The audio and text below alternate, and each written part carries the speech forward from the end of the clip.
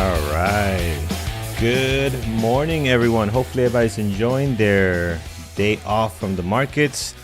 Hopefully you guys are doing well. Hopefully you had a great week. Good morning, Joshua. How you doing today, man? Good to see you in chat. Good morning to you. All right, so like many of you probably woke up early today, as you're used to doing every day of the week, and decided, let me check the markets, let me check my social media, let me check what's going on. And I did the same thing. I'm sitting here for like the last couple of minutes saying we should just go live and do a Q&A. So review the week, review our trades, and then we can get into any questions you guys might have. So I said, yeah, let's do it. Why not?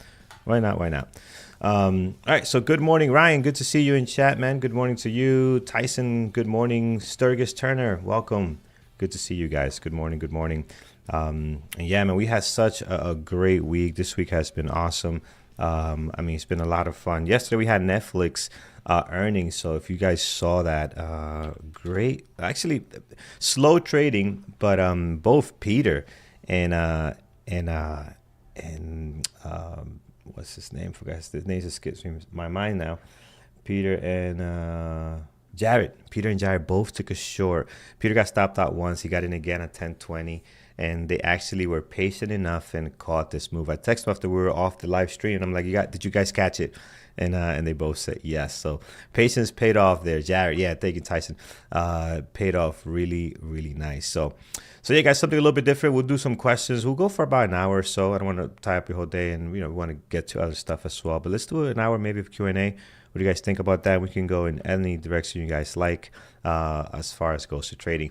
JJ Beaver, good morning to you. Good to see you. Simon, good to see you as well, man. Nice to have you guys on board this morning. And hopefully your week was excellent. So let's do this. I want to start by reviewing some of the trades from the week, because I know sometimes when we do the pre-market show, we don't have time to answer every question you might have on the trade. But today, since there's no pressure to do levels, no pressure to do watch lists, we can dive into some of the questions you might have. So I took a screenshot of every trade I normally do for journaling purposes of every trade I took this week. So I'm going to show you guys that starting from Monday, and we'll work our way up. And then if you guys have any questions on the style of my trading, what we look for every morning, definitely, let me know. We can get into it. So I'm going to pull these up one by one. Monday was the 15th, I believe. So we will start there. Okay, perfect. So I got this app, by the way. It's called, I don't know if you guys can see it here. It's called ShareX. Really nice app for screenshots. So if you ever want to take screenshots of something, it keeps them here in a nice little file, and then it also puts them in a folder. So it's very nice to be able to, just track what you're taking a screenshot of. If you want to go back to it, then you can put your comments on it and all that good stuff. So I believe Monday was the 15th, correct? So this was my first trade on Monday. Let's take a look at this one first here. I'm going to open it a little bit different so you guys can see it better. We'll open up the file, and then that will give us a better way to actually do some stuff here. So open file, and here we go. All right, so I want to show you guys my style a little bit, because I get a lot of questions, and I'm actually recording this. So if anybody asks me, hey, how do you trade? Here, it's recorded here. I can share with you as well. But here is our Amazon trade. This is the 15th, right? The 15th was actually Tuesday. I don't know if we traded on Monday. I don't recall. I don't think I found anything. But anyway, this is Tuesday. So as you guys know, I love this this setup. Right, here's the VWAP there at the bottom. We don't trade before 3-minute open, right? So before the 3-minute mark, we're not taking any trades. We usually are going to wait at least about 3 minutes. And then here, as the setup goes up, it pushes higher, comes back down. On the way back up above the VWAP, like after we get the confirmation, this is usually when I go long. You're going to see this a lot in all the trades we took this week, right? So this was Tuesday, went long here for the breakout, and also you got the 5-minute range there as well. We parceled up here, parceled some more here as well, and then we were all out here once it came back to our break-even point, right? Then we went short, right? It started looking weak. It did the same setup again on to the downside now, right? The drop, the breakthrough, the pullback to the VWAP, and then the slam down again, and we went short here. This is one where it doesn't work out, right? So it's not always going to work. And I remember this because we took a bigger loss than we wanted to. I think I got distracted in chat, looking at some other things while we were in the live stream, and I took a slightly bigger loss than what I had wanted to. Usually the stop would be right here. So again, not too bad above the moving averages, but slightly more than what I would have liked to have seen. Then when it came back into play, right, it came back down. Now this, if you guys remember, was the SPY sell-off, right? So we had this huge SPY sell-off and the Qs that started happening. They started breaking down, and I was looking for the best opportunity to get into this trade. And we found Amazon. So we went short Amazon, nice, beautiful drop here. And again, it was in a very aggressive drop. The overall market was tanking, so we just took advantage of it. So that's a scalp play, not usually a strategy, but I was already looking for a short opportunity on Amazon.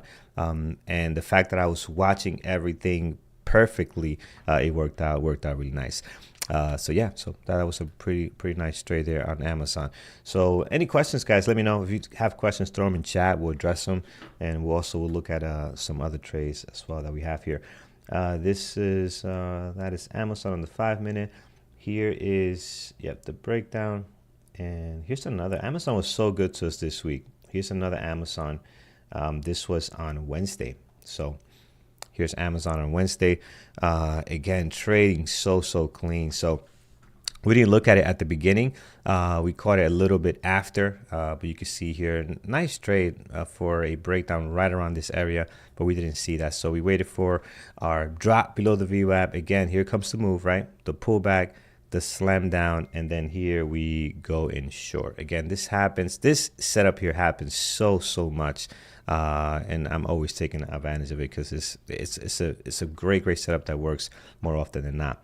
How many cents per shares do you take first partial? So I don't really look at the actual dollar signs. Like when I'm looking at the price action, right? So let's say we got it at 176.75, we'll call it. I'm not looking at, hey, I'm going to take a partial at 176. I did mention that I did want to, if we got to 176 would have been nice, but I'm looking at the price action strategy. So as the price action is dropping, that's what I'm looking at. And when I see this, it kind of stalls a little bit, I'll take a partial. If we had a good run as far as visual distance here, I'll take a partial. But I don't look at, I'm going to take a partial at 1 hour, 2 hours, 3 hours. It's more about the price action. In some cases, the partial comes faster than the 1 hour. In some cases, it doesn't, right? So that's the way I usually play it. Then I like to play defense, right? Defensive partial in case it's going to come back up. These stocks can shoot right up immediately. So I'll take a partial here. And on the way back down again, just this area seems to be support. Take a couple of partials. It's taking too long to continue lower, and I'm just going to take another partial, right? So there's a little bit of art to it. I'm not going to lie. It's a little bit of art to it. The trade management is the part, which is this area here, right? How you manage the trade. This is once you start getting good entries, and I see this, by the way, in my bootcamp mentees, which we just finished up about 2 weeks ago. Who's starting another one in the beginning of May. I see this a lot, right? They'll come in, they don't know how to take the trades, and they don't know how to find the strategy or how to trade the strategy properly. We'll help them with the trade book. That's kind of like the first part of the boot camp, helping you get a solid trade book, a solid strategy. Then they start taking really great entries, like they practicing every single day, and they start taking really nice entries. Then the trade management part is where they struggle, because I believe this part personally is has a lot to do with the way you manage psychology, with what you're comfortable with, right? Some people want to wait 2 hours, some people want to do a little bit longer, but it all depends on how you want to manage that part, right?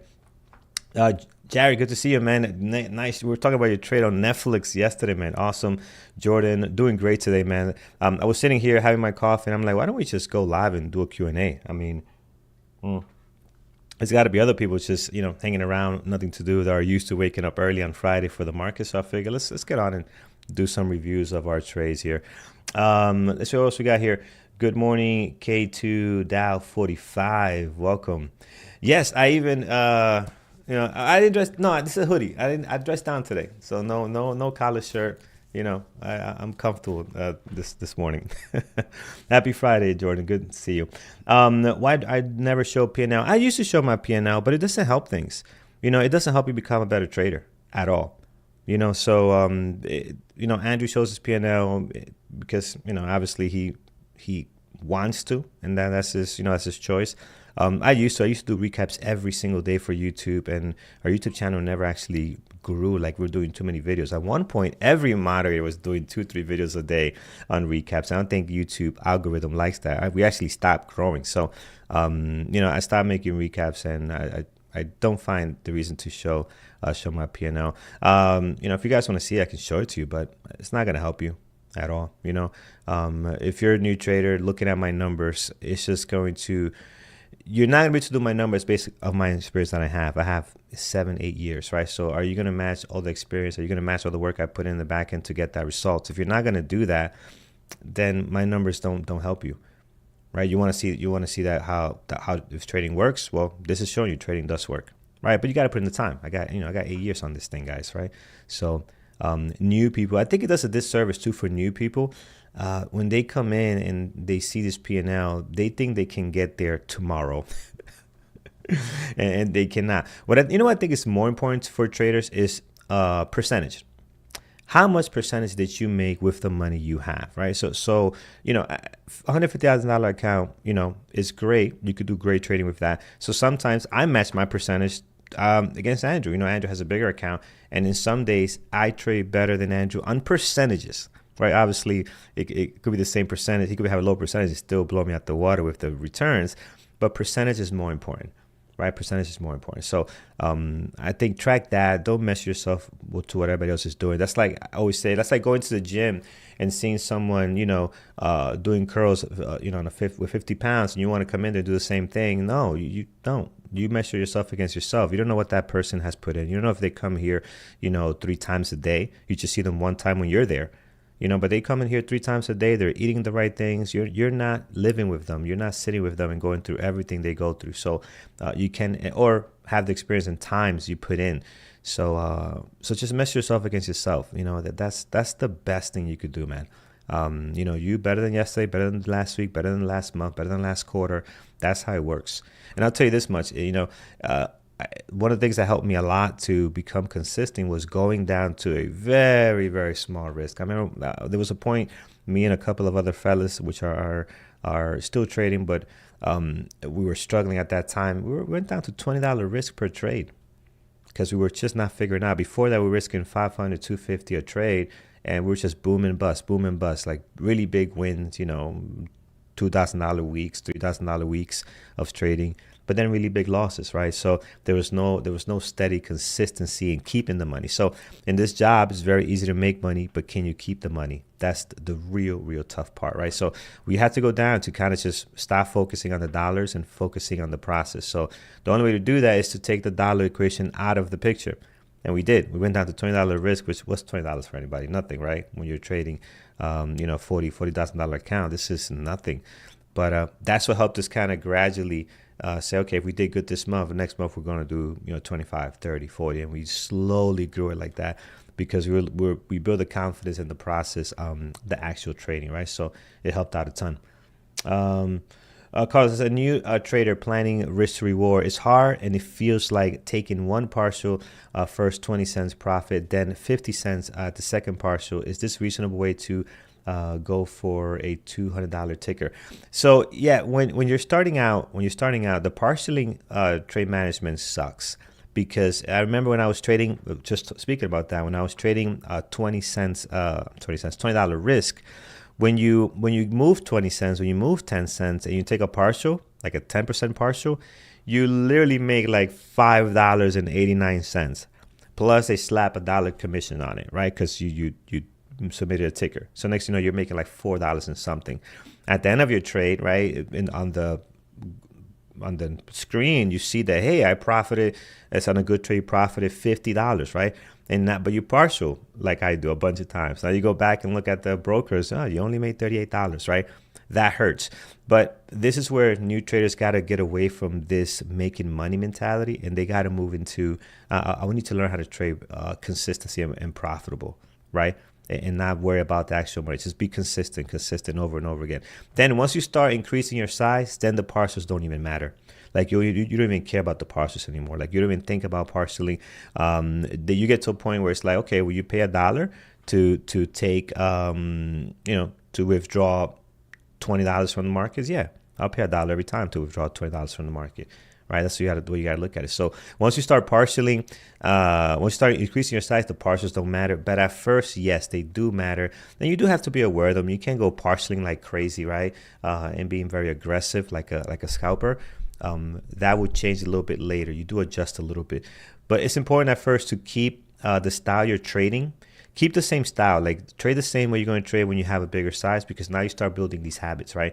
And you really have to do that. If you don't, then when it's time to trade for real, you might have a tough time practicing, doing what you have been practicing, because it's going to be different. So good, guys, excellent. So this was a trade on Amazon, right? So then we also had Hood, and this is one that didn't work out, but this was on the 16th. So I'll show you this one. This one didn't work, but after this, because we got out, we got into such a beautiful trade. So this was Hood consolidation here. This was on the 16th, which was Wednesday. So good consolidation here. We went long for the possible breakout, and we just didn't get it. Like it looked like it was going to go here. It looked really nice. We're getting higher highs, higher lows. So we got in for the actual consolidation breakout. That never came, unfortunately, right? Just never came. So we were stopped out of this one. And we got stopped out. It's decided to come back up, but look at how beautiful it is to follow your rules, man. Just stop out. As I mentioned, if it comes back up, you can always get in again, right? There's nothing stopping you from jumping back in the trade. Usually, again, talking for me personally, I used to fall into this mentality of like, this trade has to work. Like, I have to make it work. I'm being optimistic. Let's make it work. Please, please, please come back up. Let's give it a little more. And giving a little more, what it does is, right, you drop here. When you get this candle, it's like, oh, yes, this is the candle that's going to make the bounce back to this location. And then you already gave it up to this much, right? Next thing you know, it keeps playing with you. Every tick up, you think it's the one. Next thing you know, you're getting out here for a stop loss, for a very big loss, right? So just get out of the trade. We learned that this week a lot. Just jump out of the trade. We jumped out on Amazon, got a beautiful trade to the downside.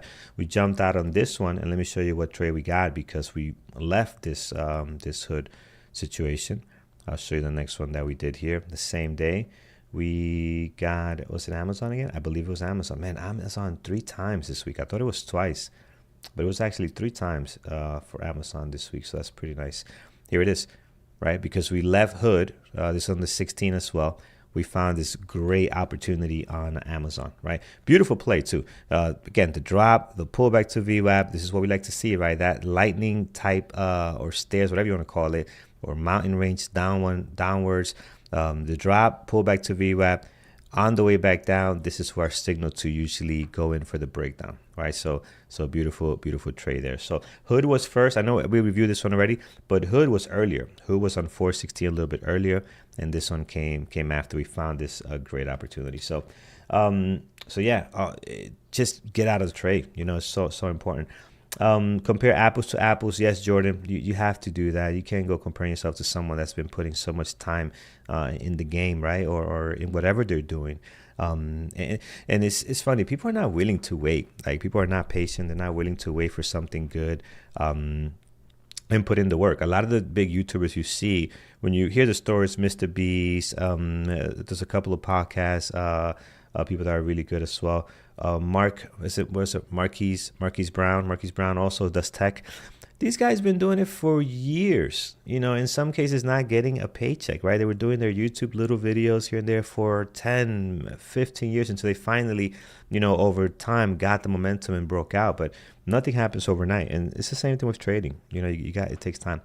I would think in terms of time, how much time will you spend a day at my day job to make this amount of money? How does that make me feel? That's a great point, because I have talked about that before as well, Kevin. Some people are making in an hour and a half, they're making, $100. Now, what job is going to give you $100 an hour, for sitting down and just clicking a couple of buttons, right? Not a lot. So, just think about that. And then you have your rest of your day free. Obviously, you need more than $100 a day. But to start, that's pretty good. That's pretty good. And I saw someone posted a great picture. I'm gonna try to illustrate it here if I can. They posted a great calendar, right? And they said your 9 to 5 is not killing your dreams. Your 5 to 9 is, right? In other words, what you do outside of your work is what's important, right? So what this tells you is, like, you can for many of you, you can come trade, for an hour or two, right? Keep your day job, right? Continue to do that, and then slowly build that over and over again over time, right? You don't have to think like, oh, I have to leave my job to start trading. It doesn't work that way. It could be a slow transition, right? A slow transition. So make sure that you keep your day job. It covers a lot of bills, and then slowly look at that hour or two in the morning that you can trade, make a couple of bucks a day, right? And then keep your 9 to 5. Right, keep in mind 5 is so crucial. And then what it does is it removes this pressure of having to make money, right? You don't want to have that pressure of having to make money. Like, if you leave your job, I don't recommend it. Keep your daytime job and then slowly build into trading.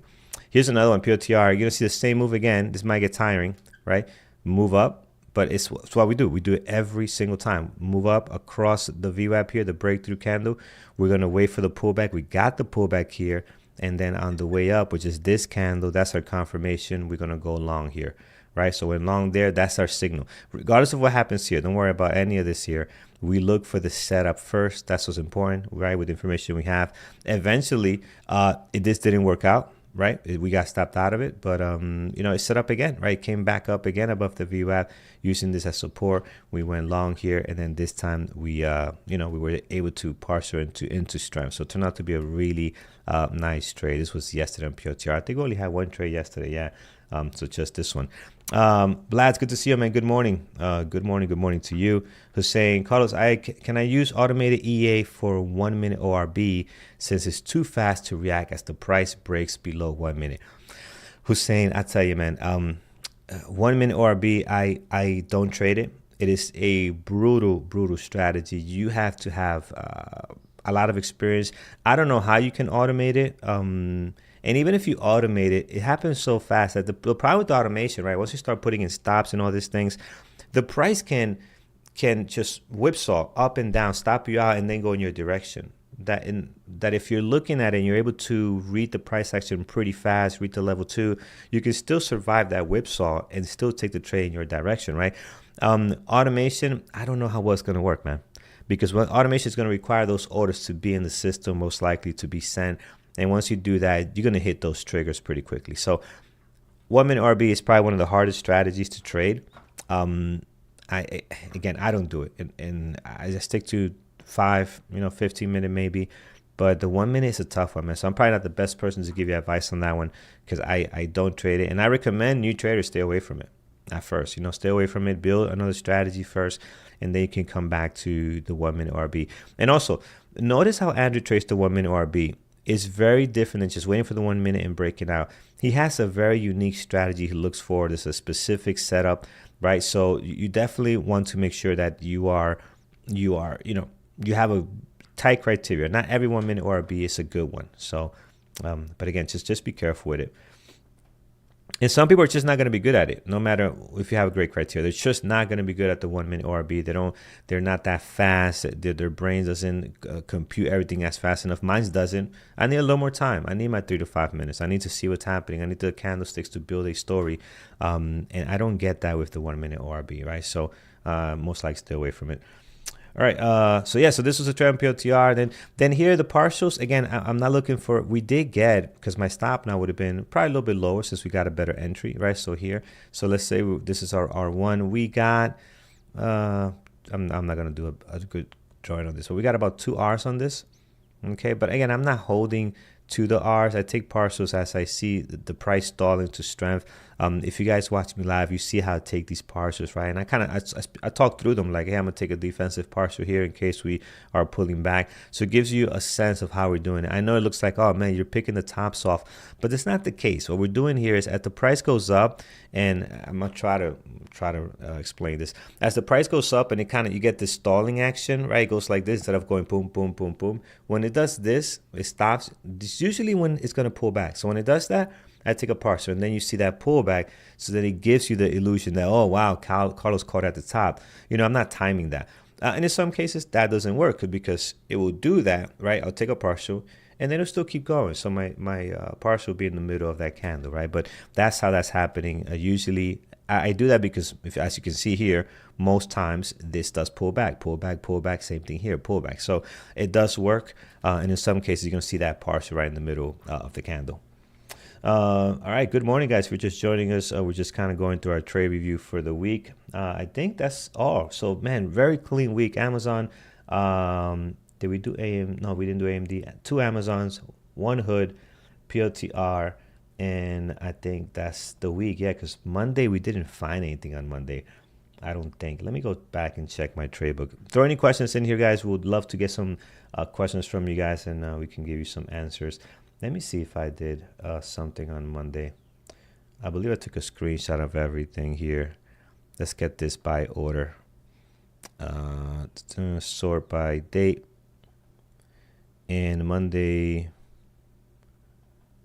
no, this was everything. So this is that. Earnings this week. Earnings next week, by the way, are going to be awesome. Amazon, we went over that one. That's the 5-minute. We went over that one. We went over that one. Yeah, I think that's it. There was no trades for, yeah, there it is. Get out quickly. Do not hold this crap, right? Find another opportunity. Yeah, I think that's it. So no trades for Monday. But yeah, great clean week. So looking forward to next week too. It's going to be, earnings are going to be on fire next week. So let me show you. Do I have it here? Earnings. We got some big news. We got Tesla on Tuesday, which we're going to be going live for that. And then we have Intel and Alphabet, Google on Thursday. So that's going to be a lot of fun. Sorry if it was already asked, do you use pre-market to help you with opening buys? And if so, how? That's a great question. We get this question a lot. So I'm glad you asked it. I'm sure some other people have it as well. So the question is, do I use the pre-market bias, whether we're gapping up or down, or how the pre-market is trading, to how I trade the market open? And the answer is no. I don't.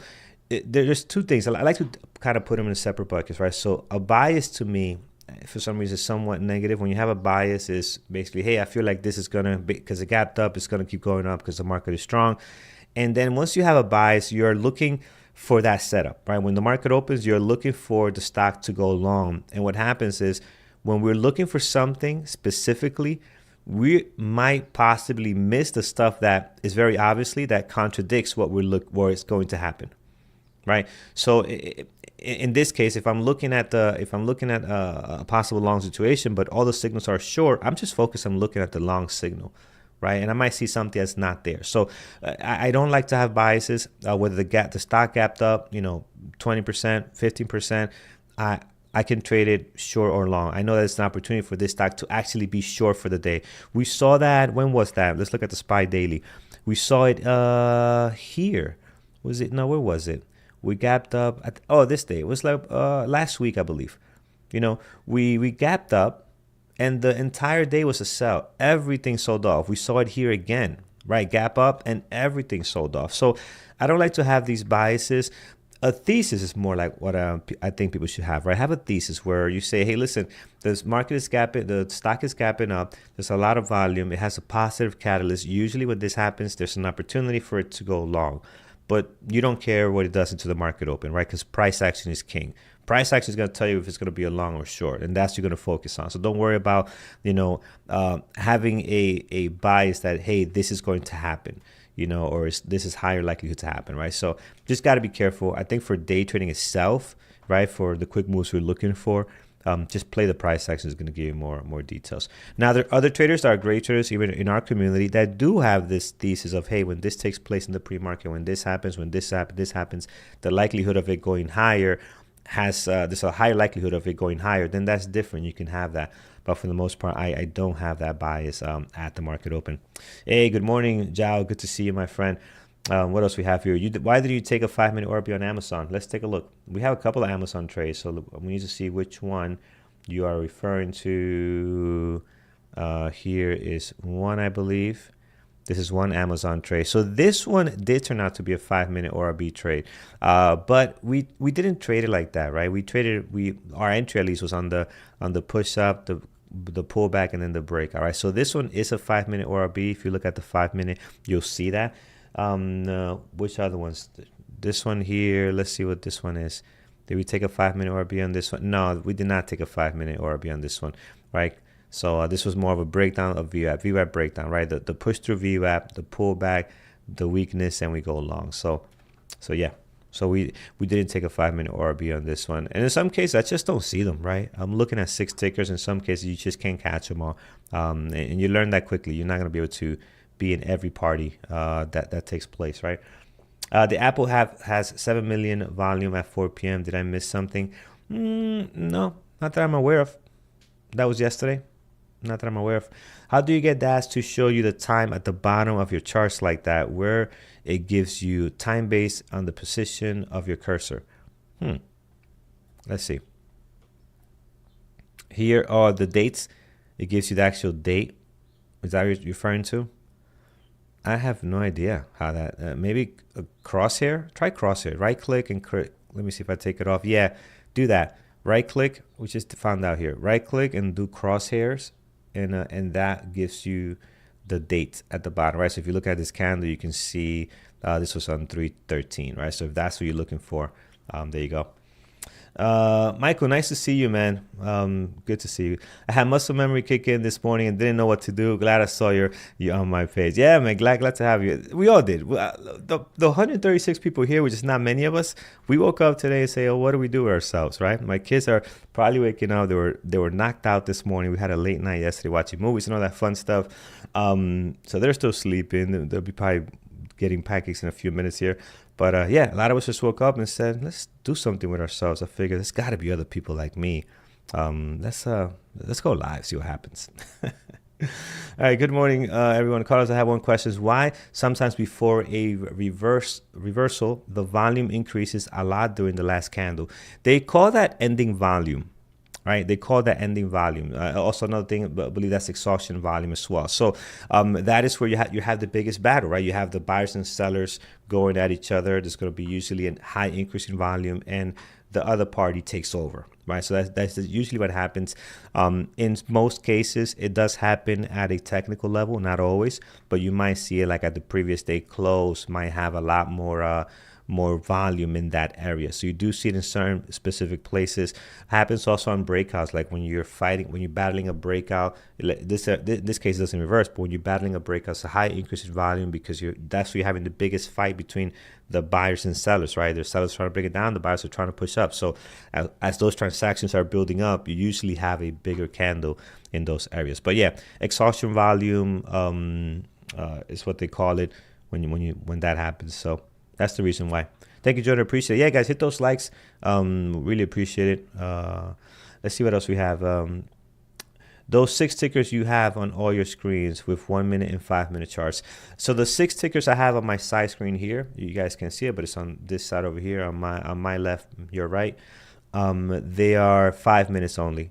So I only have 5 minute charts, right? And then in my main screen, I have the 1 and the 5. So when I have something I see that I like here in the 5 minute, then I'll bring it over to the 1 and the 5, and then here I have the time and sales, and I'll look at all the details in here of how to trade it, right? So that's what I'm looking at. I used to have 1 and 5 for every ticker when I had 6 monitors. I had 6 monitors, and just 4 of them were all on DAS. So now I just have 2 on DAS. I have the chat room, and that's pretty much it. How do you force yourself? I think I skipped, but I'll come back. How do you force yourself to exit a trade when it starts to go against you? One thinks their thesis is correct and the trend will reverse. Great question. So you have to have a plan in place before you get into the trade. If you don't have a plan in place before you get into the trade, once emotion kicks in, right, like you're saying now, your thesis or your idea of what's going to happen, if you don't have that plan in place, it's so easy to create the plan as you're in the trade. And once you do that, the one condition that's in there that wasn't before is emotions. Now, emotions are also helping you with that decision, and usually emotional decisions are not great. So you have to have a plan in place before you get into the trade. If that is where you're going to stop, that is where you're going to stop. If you are right, and the strategy sets up again, you get back in, right? We did this with this week with Amazon. I'll show you the trade here. So if we look at Amazon this week, right, we SXPOTR, but I think we did it with Amazon as well. We got in this is a great week for getting stopped out and getting back in and getting the bigger move. We did it with POTR, right? So we went long here. We thought it was going to be long. Didn't work out. We stopped out. Our stop, we even talked about this in the live. I say, hey, under 93.60, if it goes there, if it settles there, we're going to stop out. And we did. We just followed the plan. So having a plan before you get into the trade is crucial. That's our plan. We stick to it. Once you're in the trade, your emotions get pushed aside a little bit, and you just follow the plan. You want to be a good soldier and follow your plan, right? That's what you have to do. And then knowing that if you're right, and your strategy sets back up, you can always go back in. Like, there's no need for me to force this one to be right. Put it this way: if I would have held this, I would probably make a lot more money because I wouldn't have this small loser here, and I would have had all the gains, right? I would have made a lot more money because this trade didn't have to cover for this loss. But the problem is when you start thinking like that, right, and then you start taking big hits because you're not stopping out, your consistency is going to take a huge hit. Your account is never going to grow. You're never going to be able to pull money from the market like that, right? So, take the small loss and understand that if you are right and your setup comes up again, you just get back in. Just get back in. And you got to believe in that. You got to believe in that, right? Your first trade does not have to work out. This trade is not important. It doesn't have to work. Get out of the trade, move on to something else, right? That's crucial. Good morning, Carlos. I see you have the stock market edition. Yeah, man, I'm wired. I'm ready to go, man. I had such a great week, and it's Friday. I'm not ready for the markets to be closed. This is unacceptable. Markets should be open today. No, I'm kidding. Enjoy your holiday, guys. We'll be back on Monday. It's going to be a great week with earnings, so it should be a lot of fun. Let me go back, make sure I didn't miss any questions. How do you get that to show? Oh, yeah, I did that already. Good morning, Carlos. I have one question. Okay, oh, yeah, I went too far back. I did those already. Honestly, glad you went live. Gave me something to watch and learn about how to work our work this morning. Okay, gotcha. Yeah, thanks, man. Glad this is helping. All right, what else do we have? Can you go over your short strategy that you used this week? A short one. Is this same thing here? Remember this. I'm gonna pull up another trade, but remember this, right? Look at this setup, right? What's happening here? For me, this is the breakout. I like to see the breakout candle above the VWAP. Many people like to get in here, which is okay, right? I prefer let that candle go. That's the breakout candle, breakthrough candle through the VWAP or whatever level you want it to break through. Give me the pullback, right? Give me the pullback.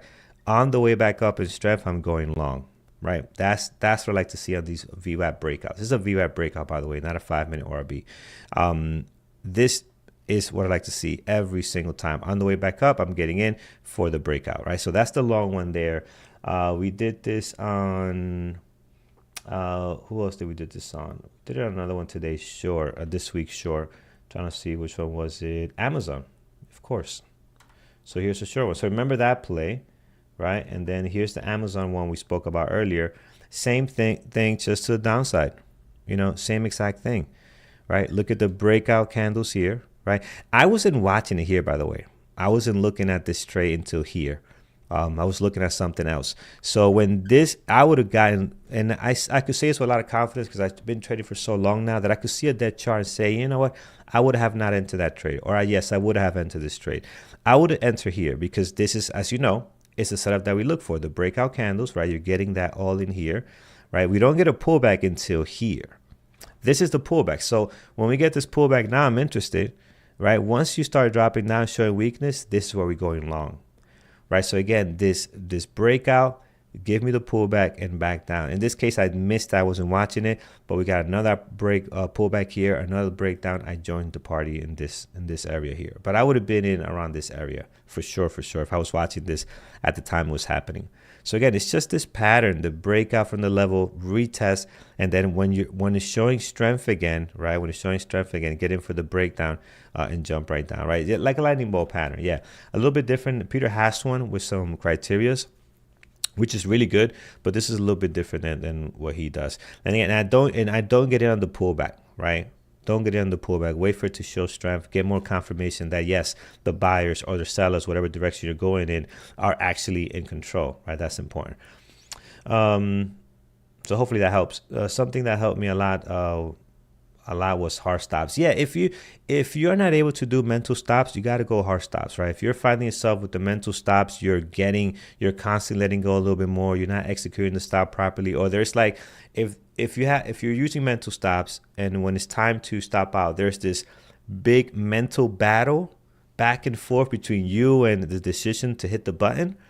Right, that mental battle between you and the decision to hit the button, then you got to go hard stops because it takes that away from you, right? It takes the decision part making. That's the hard part, deciding you're going to accept the loss, right? If you can't do that, you got to go hard stops. And there's nothing wrong with hard stops. There's pros and cons to both of them. There's nothing, I can't say one is better for you than the other. You got to try both. But I know for sure that if you're doing mental stops, you're not sticking to them, that's not good. You got to go hard stops, right? So 100%. Try them both. See how they work for you. Carlos, how many R's are you down or up this week? No, we're up this week, man. This week was a great week. The biggest trade was on Amazon on the SPY drop. It was a scalp. It was a scalp on the SPY drop on Amazon. We got that was a really nice trade. Because we got in and it's just dropped nicely. So we're up pretty good this week. And we traded. We didn't trade Monday. We only traded 3 days. So again, a lot of really great quality setups for us. And we had a couple of stop outs, but then the setup came up again and we took advantage of it, right? So, and I don't track my weeks by hours. Interactive Brokers does a great job of running reports. So I just run the report and you can see how much you made. And again, that's the way I do it. But ours, I do set it up by hours as far as risk management. Like this is my risk reward. I do look at that. 13 hours, excellent, Eric. That is awesome, brother. Good to see you, man. Yeah, no, this is not a pre-market show. This is more of the coffee show, a Q&A coffee show, brother. When you make a mistake or break your rules, how do you react to this? Man, I haven't broken a rule in a long time. I haven't broken a rule in a long time. So going back to trying to think last week we had a couple of red trades, but red trades are not breaking your rules, but I haven't broken the rules in a long time, man. I haven't averaged down in a long time. Like I haven't done any of these but really bad habits in a very, very long time. So, but when you do, it's just, you don't beat yourself up. You learn from it. You say, okay, you know what? That was a broke a rule. That was a mistake. That's why the outcome didn't work out. Or, hey, I broke a rule. That was a mistake. The outcome did work out, but that's not something I can repeat again.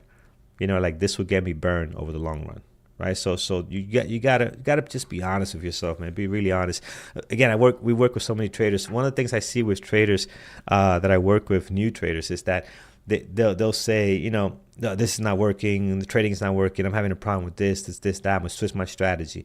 And then when we start reviewing their trade book, it's like, wait a minute. Couple of these, you actually broke your rules and you pay the price. That's not the strategy's fault. You can't switch the strategy or do something else as far as time of day you're going to trade because you're not following your rules. So make sure you're following your rules first, and then once you do that, then you can talk to me about hey, this is not working out because you gave it a clean shot. Now let's do another strategy because this one's not working. Okay, that's a fair thing to say.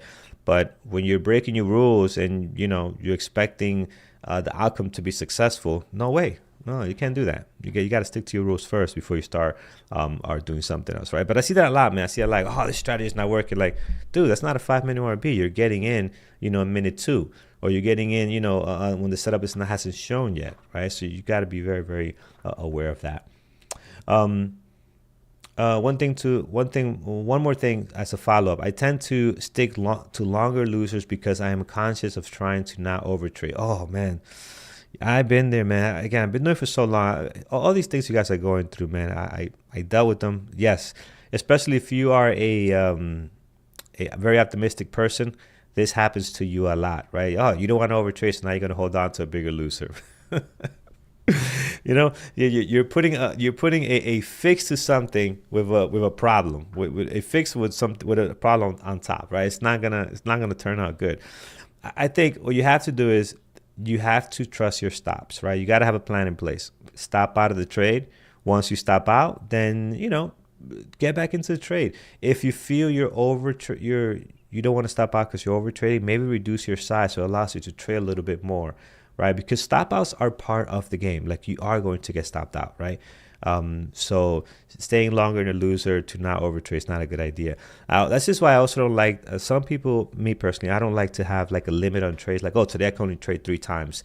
You can't really do that because you can get really good setups more than 3 times. And those 3 times, they can actually stop you out, right? So it kind of hinders you from doing the right thing as a trader and following, good process. So you got to be careful with that. What I do have a rule though. If, for example, if I'm trading a stock and I get stopped out on that same ticker, trying to find that same setup 3 times, then I take a break. I don't trade that trade. I don't trade that setup anymore on that ticker, right? Because obviously I am not in sync with what's going on here, right? So let's say on POTR, we took it twice, right?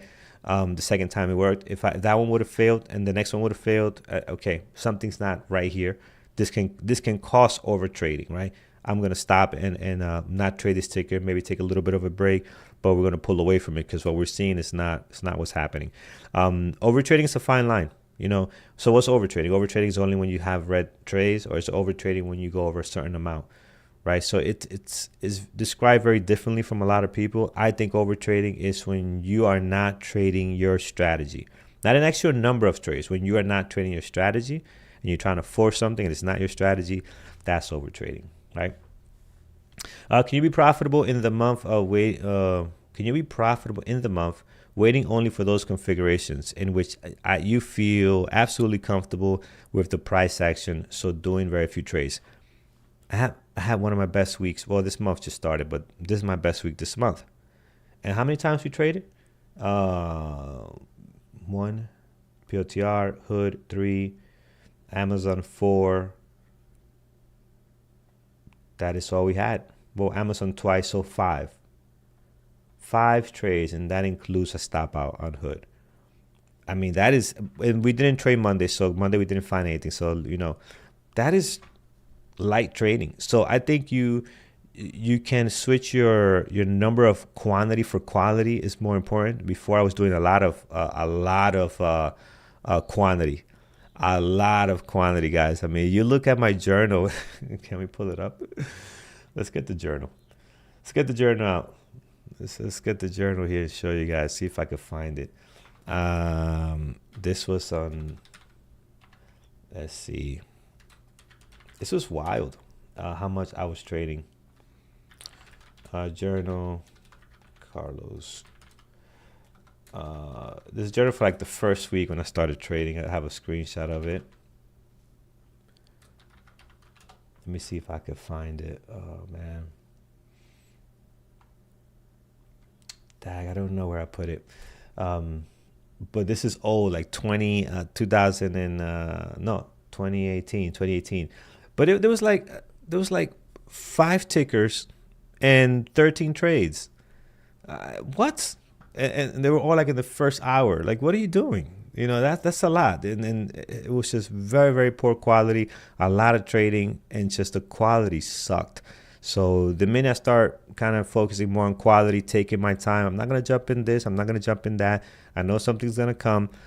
You'll see it. You see it throughout the week. All my trades this week have been live with you guys in the pre-market, after the pre-market show. This is going to be the same thing next week. You're going to pick up the pattern on how I trade. It's going to be very, very, very light. It's not a lot of shots being fired, but the ones that are being fired, I want it to be good quality. So that's my goal. It's clean trading. 18 trades in the first hour. Yeah, that was me a few years ago. In and out, in and out. There's just no plan, no plan whatsoever. So awesome. Um, Carlos, I noticed on these tight inside days like Tesla didn't even have a $7 range, so you must draw the Fibonacci lines and then constantly withdraw them. Yeah, if you're doing Fibonacci's, yeah, because you're not getting the breakouts. Yeah, Tesla has been having a weird couple of days. So it's been on a very tight range. So I have been seeing that 3 stops per ticker and move on. Yeah, you have to. I like to do it that way. If I get 3 stops on a ticker, it's just something's wrong. I'm not in sync with what's happening. So take a break, stop. Doesn't mean you have to stop trading, but just leave that ticker and leave that setup alone. Something is not working here. Save the capital or move on to something else. Thanks, man. Appreciate it. Precaution measures they take when trading in the market. Yeah, we are very cautious traders. But again, there are other traders like look at Paris. Is an amazing trader. Amazing trader. Can I trade like him? No, right? But his style is amazing. Same thing with Andrew, Brian. These guys, everybody has a great trading style that works for them. It took me a while to find the one that works for me, but I love it, man. It's more my style. I'm more laid back. I'm more relaxed. Some people are more energetic. I mean, I have a lot of energy, but in my trade, I like my trade to be stress-free. And that's the way I trade, right? So you trade the way you feel comfortable, and there's nothing wrong with that. I see some traders on YouTube that are really good traders. I know they're actual traders, not just BSing. And their style is like, I can never trade like that. There's one trader, I forget his name, I've seen him in a while, older trader, and every time he gets in, as the price is going up, he's constantly adding short. But he has it's a process to his madness, and he does well. I can't do that. I cannot see myself keep going short. Something that's constantly going against my direction, right? But that's his style. He found a way to be consistent on it, and it's perfectly fine. Daniel, good morning. Good to see you. Carlos, the cartoon is not working today. What cartoon? What cartoon is not working today? Adapted Peter's journaling style, game changer. Yeah, Peter's is a great trader, man. Awesome trader. So love it. Carlos, another strategy that we have been watching in the last week, instead of chasing green candles up and getting chopped out, 5 to 15-minute break, do the 4-hour rejection and short all the way down. Nice. I need to see some examples of that. But the Andrews trades are so stressful. I don't know if they are, man. Andrews is a great trader, man. He really is, and he's not watching this. I'm not saying this for him to watch it, so I can talk freely.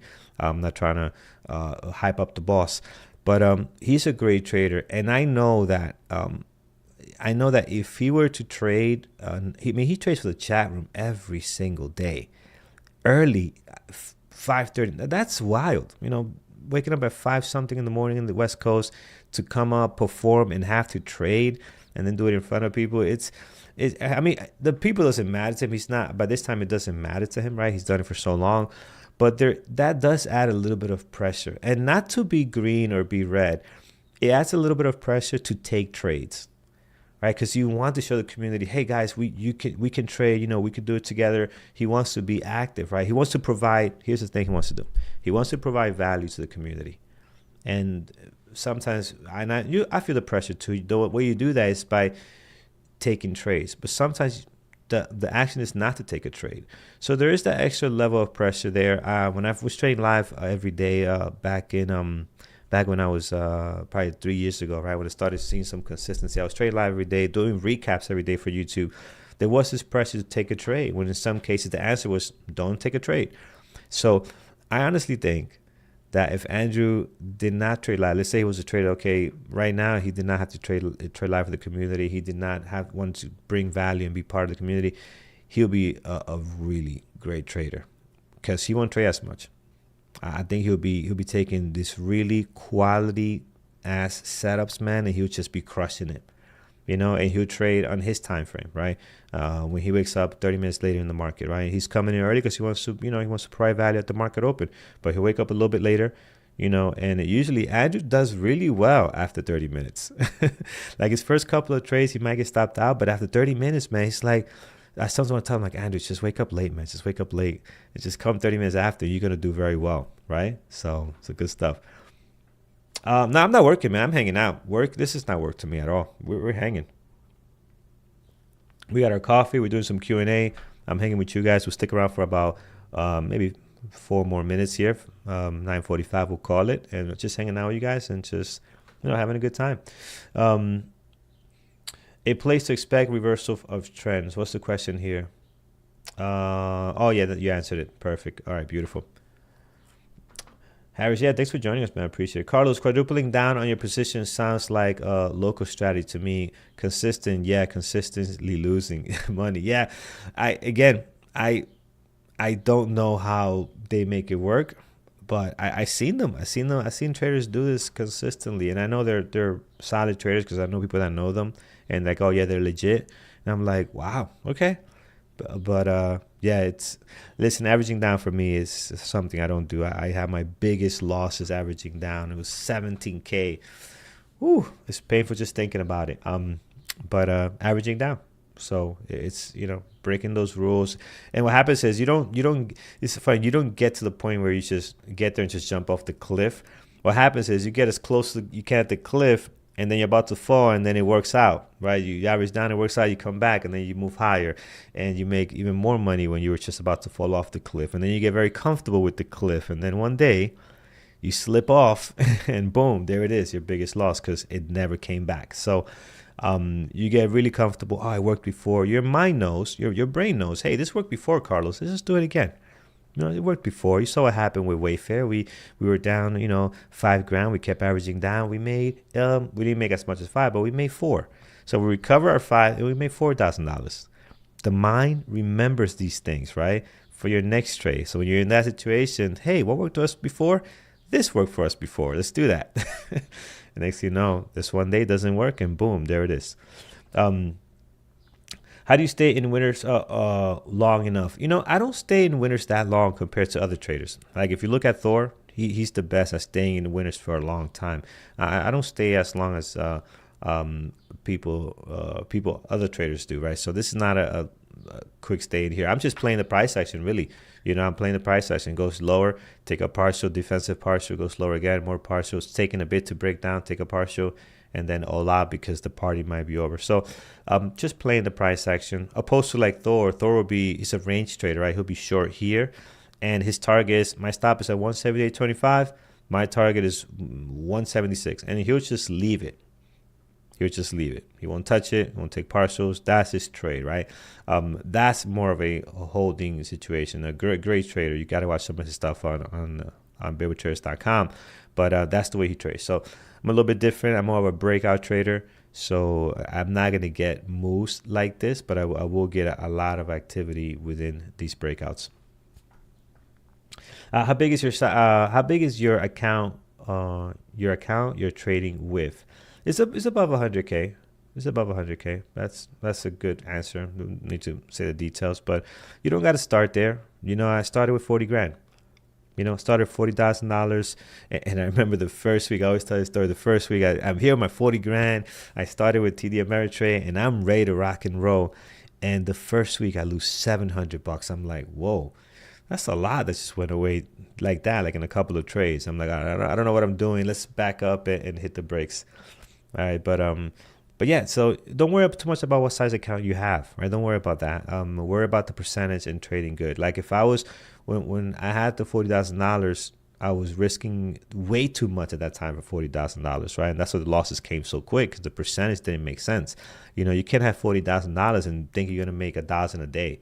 Even 500 a day. That's a lot. You got to start small, build up your experience, and then eventually, the risk alongside builds up with that. So regardless of what account size you have, a lot of people, because they feel like they have a $50,000 account or $40,000 account, feel that they could trade, 1%. Well, 1% of 40,000 is $400. Are you going to risk $400 on every trade you take, having no experience? That's ludicrous. Right. So when you're thinking about account size, you're thinking about taking trades, focus on, trading small. And trading small might feel like, what am I trading, $20 risk for, $30 risk, $50 risk. It's for a reason, because you don't have the experience. It's for a reason. You don't have the experience. So once you build the experience, you might, although you have the account size, although you have the risk tolerance, once you build the experience, then you can slowly start, adding risk, adding more risk, right? I did not start that way, unfortunately. I was hard-headed, like many of us are. But you start learning real quick some very tough lessons, I'll tell you that much.